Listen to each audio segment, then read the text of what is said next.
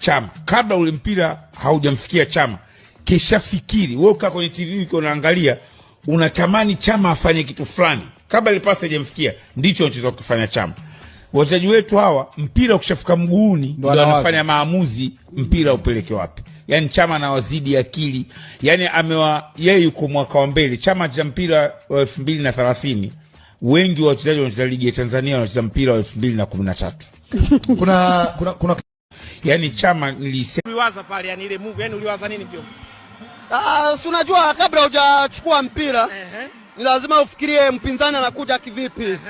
Pale ni ndani ya boxi, alafu yule jamaa amekuja sana na press. Maana yake ana pressure yeye.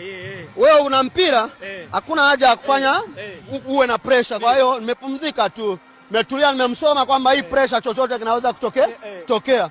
Alafu kwa sababu amekuja na pressure sana, amekuwa karibu, siwezi kukevu far post vile. Kwa hiyo ni kumdribble tu na kuachia akuguse yoyote pale ndani ya box. Tumepata penalty na tumepata bao. Jombo, unajua sana mpira ujue.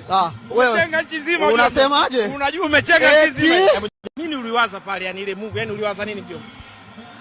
Si unajua